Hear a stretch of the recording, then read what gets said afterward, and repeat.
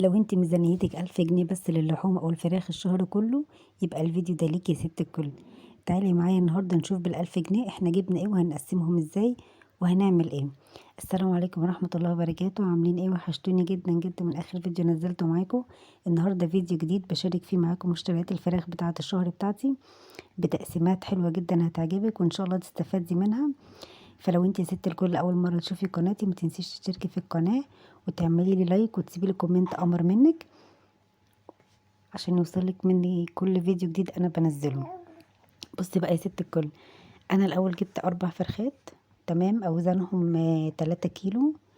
إيه، في فرختين 3 وفي فرختين 3 الا، تمام. الاربعه دول عاملين 980، يعني نقول 1000 جنيه. طبعا انا عارفه ان الفراخ رخصت عند ناس كتير، بس للاسف هي في المنطقه عندي ما رخصتش زي ما هي ب82 جايباها، او ب82 ونص كمان للكيلو. فالاربع فرخات بالظبط قاطعين معايا 980 جنيه، تمام. اهم الراجل بيجيبهم لي كده معمولين في طبق، بس مش متنضفين طبعا قوي. فانا بفكهم من الطبق ده واغسلهم واظبط القطعيه بتاعتي. انا طبعا مش بحب اخلي الراجل يجيب لي الفراخ صاحيه زي ما هي، بحب اخليه يقسمها. يعني مثلا في حاجات بقسمها على 8 قطع، في حاجات بقسمها على 4 الفرخة، وانا بظبط التقسيمة بتاعتي زي ما انا عايزة. الاول هنا انا جبت مية، بعمل محلول النقع بتاعي. جبت مية بحط فيها معلقة كبيرة ملح ومعلقة سكر وليمون، لو عندك ليمون عصير ليمون او ليمونتين. وعندي كمان مجموعة بهارات انا بضربها بطحنها في الكبة وبحط منها محلول النقع، اللي هي عبارة عن روزميري وورق لورا وحبهان ومعاهم ملح. بطحنهم مع بعض وبحط منهم ايه رشة بسيطة كده مع جنزبيل، بتخلي ريحة الفراخ حلوة جدا. وزعتر، بتخلي ريحة الفراخ حلوة جدا جدا، ما فيهاش زفارة خالص. الخلطة دي الأعشاب والبهارات دي أنا بحطها برضو في الشوربة، بتخلي الشوربة بتاعت الفراخ تتمني ان انت تشربي منها فعلا، تمام. عفوا معلش. بس فانا هنا جهزت الاول محلول النقع بتاعي عشان بعد كده اعرف اغسل الفراخ واظبطها كويس. انت طبعا لما تيجي تحسبيها النهارده، معلش، انا لما اجيب الفراخ على بعضها، يعني تجيبي الفرخه كامله قصدي، احسن بكتير ما تجيبي الوراك لوحدها والصدور لوحدها او بانيه او الكلام ده. هي طبعا كل واحد بيبقى على حسب ما هو عايز، بس انت لما تيجي تبصي للاوفر هتلاقي اللي انا زي ما بقول لك كده، ان انت تجيبي الفرخه على بعضها وانت تعملي منها التقسيمات اللي انت عايزاها.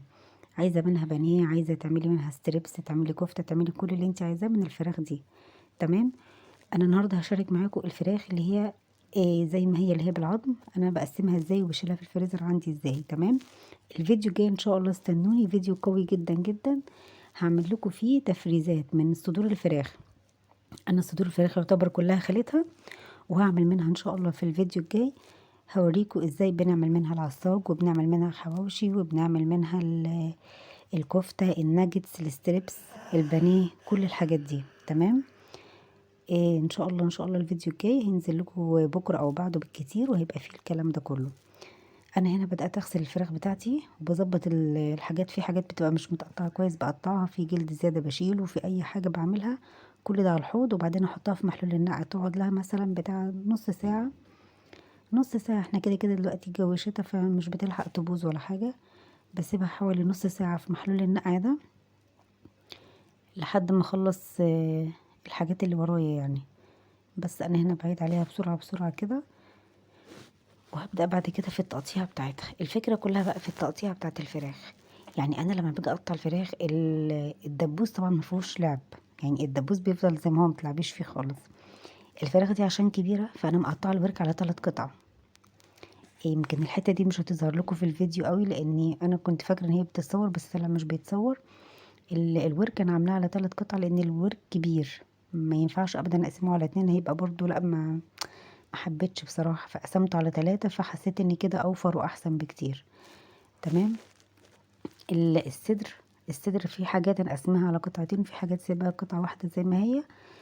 انا بخلي الصدر منه، بس بسيب منه، يعني بسيب الهيكل نفسه بسيبه فيه لحم، مش بشيل اللحم خالص، لا انا بسيب فيه، بحيث حتى اللي يجي ياخد الحتة دي بيبقى فيها لحم، يعني يلاقي حاجة ياكلها، ما يبقاش عظم فاضي خالص، تمام. فاتمنى ان شاء الله ان التقطيع او التقسيمه بتاعتي تعجبك وتستفادي منها، وجربي اعمليها مش هتخسري حاجه. بس يا ست الكل، لو انتي وصلتي معايا لحد هنا في الفيديو ما تنسيش تعملي لي اشتراك في القناه وتعملي لي لايك وتسيبي لي كومنت امر منك عشان يوصلك مني كل فيديو جديد انا بنزله.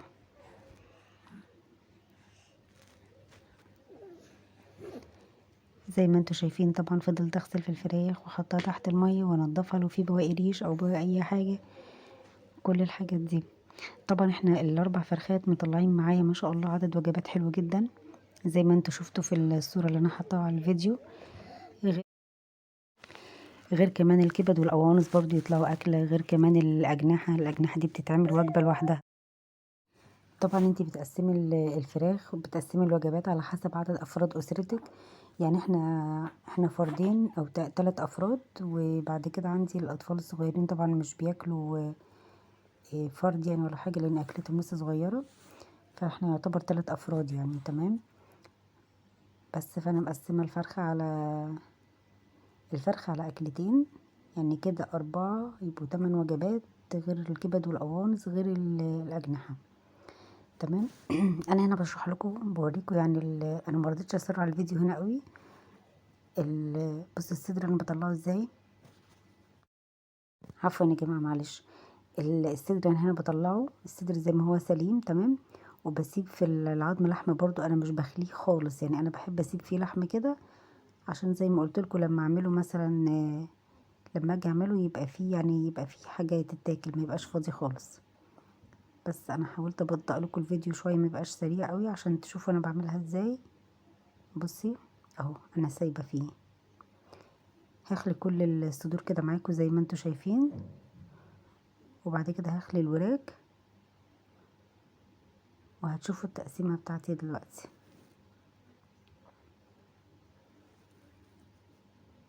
تمام.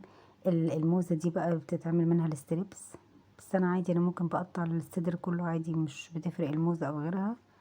كده كده لما بيقعد شويه في التتبيله بيستوي وبيشرب من التتبيله وبيبقى طري جدا وبيستوي ما بياخدش وقت. بصراحه الصدور دي احلى حاجه بتتعمل منها وصفات كتير جدا، يعني بترمي اكلات كتير، بتعمل منها الكفته حلوه قوي وبترمي الكميه، بتعمل منها الناجتس البانيه ايه تاني الستريبس كمان بيرمي برضو كتير. والاطفال كلها دلوقتي ما شاء الله يعني اللي طالعه كلها بتحب الوجبات السريعه دي، مش بتحب الطبيخ والرز والحاجات الاكل التقليدي ده مش بيحبه خالص، عايزين بس مكرونات وستريبس وبانيه وحاجات زي كده وخلاص. غالبا يعني كل الاجيال اللي طالعه كده دلوقتي.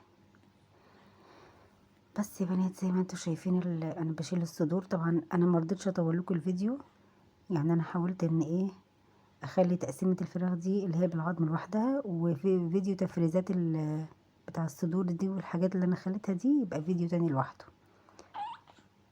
عشان يبقى تستفادوا منه اكتر، يعني عشان الفيديو ما يطولش عليكم.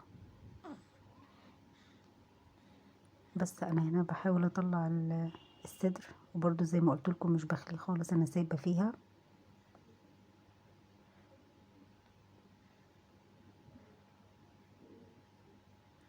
بصوا انا طريقه تقطيع الفراخ دي انا معتمداها بقالي اكتر من سنه ونص او سنتين تقريبا.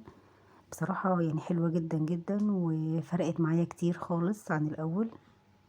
بصوا دي الفراخ اللي هو كان مقطعها لي على 8، الصدر يعني قطعه على قطعتين والورك على قطعتين، فانا باخد برضو جزء منها، لان بص الصدر اصلا عامل ازاي، يعني انا بصي شايله منها وبرضو في نفس الوقت يعني فيها ما شاء الله الحته مليانه، يعني مش فاضيه مش كلها عظم، يعني ما تعتبرش هيكل زي ما بنقول يعني عليها. بس هخلص بعد كده الصدور دي خليها الخلي بتاعها يعني، وبعد كده هدخل على الوراك. بس انا الوراك مصورتهاش كلها للاسف، انا كنت فاكره ان التليفون بيصور طلع للاسف مش بيصور. بس انا زي ما قلت لكم يعني انا الورك شلت الدبوس والقطعه التانية قسمتها على 2. بس ده اللي انا عملته في الوراك. بالنسبه للصدور طبعا زي ما انتوا شايفين حسيت ان هي لا مليانه لحمه قوي، مكربسة كده، فقلت اشيل منها قطعة كمان. اهو الورك، بص جبتلكوا حتة بس عشان ايه ما يطولش عليكم الفيديو. بصوا انا بكسر العظمية دي وباخدها بس، هي دي الحتة اللي طلعت اتصورت. باقي باقي الفيديو، باقي المقطع مش عارفة راح فين. جبت هنا الاطباق الفل بتاعتي وهرص فيها الفراخ. انا بحط في كل طبق من دول نص فرخة، قطعتين من الصدر وورك، يعني ورك واحد اللي هو الدبوس والقطعة اللي جنبه، يعني في كل طبق من دول نص فرخة. عملوا معايا زي ما قلت لكم نص فرخة يعني 8 وجبات، ووجبة كبد وقوانص، ووجبة الأجنحة نقول 10. بس وجبة مشبعة جدا. تعملي جنبها طبق رز حلو كده، طبق صينية بطاطس، تحطيها في صينية بطاطس تبقى زي الفل. تسلقيها وتحمريها كده وتعملي عليها اي نوع خضار برضو ورز، تبقى حلوة جدا. يعني مهما عملنا اكلات سريعة واكلات تكاوي اللي هم بيحبوها الاطفال دلوقتي، لازم برضو بنعمل الاكل الشعبي او الاكل المصري بتاعنا الاساسي اللي هو التقليدي يعني. ده لازم على الاقل بنعمله مرتين ولا حاجة في الاسبوع.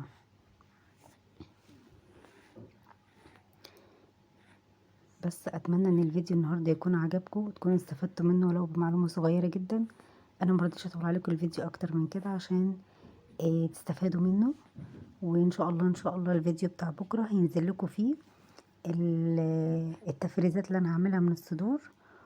واستنوني، فيديو جامد جدا وقوي جدا هيعجبكم جدا. هعمل لكم فيه الحواوشي والعصاج بتاع الفراخ وشاورما وستريبس والبانيه المشوي والبانيه اللي هو اللي بيتعمل بالبقسماط ويتقلي. نوعين البانيه، يعني احنا بنعمل نوعين بانيه، واحد اللي هو بيتشوي ده بيتشوح كده في الطاسه، والتاني اللي هو بيتقلي في البقسماط. تمام. بصي والله العظيم شكل الفراخ حلوة جدا، نظيفة ومغسولة وزي الفل. بس اتمنى ان الفيديو يكون عجبك يا ست الكل. ما تنسيش تعملي لي اشتراك في القناة وتعملي لي لايك وتسيبي لي كومنت امر منك. ولحد هنا الفيديو بتاعنا يكون خلص. استودعكم الله.